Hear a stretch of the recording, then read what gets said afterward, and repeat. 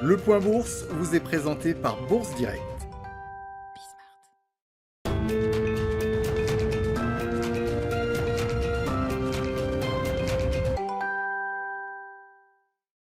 La tendance est toujours en recul à la Bourse de Paris avant l'ouverture des marchés américains. Marché américain attendu en recul également, à en croire les contrats futurs sur les indices.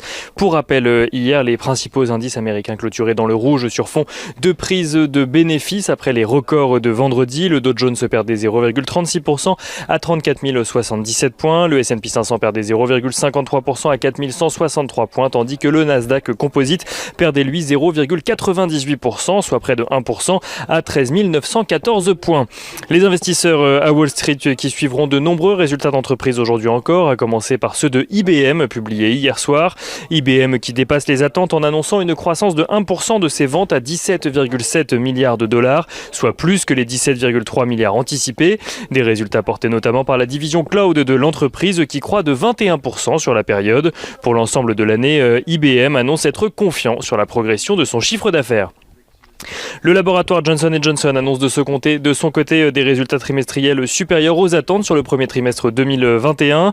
Sur les 3 premiers mois de l'année, les investisseurs ont d'ailleurs pu découvrir que les ventes de son vaccin anti-Covid-19, qui est d'ailleurs dont l'utilisation est d'ailleurs suspendue en ce moment aux États-Unis, ont rapporté au laboratoire 100 millions de dollars sur la période. Autre valeur à suivre aujourd'hui à Wall Street, Procter & Gamble annonçait de son côté un chiffre d'affaires trimestriel meilleur que prévu. Procter & Gamble qui confirme ses prévisions pour l'ensemble de l'année. Et à Wall Street, à suivre toujours, United Airlines fait état de son côté d'une perte trimestrielle de 2,4 milliards de dollars, soit plus qu'attendu à cause notamment de l'augmentation du prix du carburant, mais aussi de la chute du nombre de vols en lien avec la pandémie.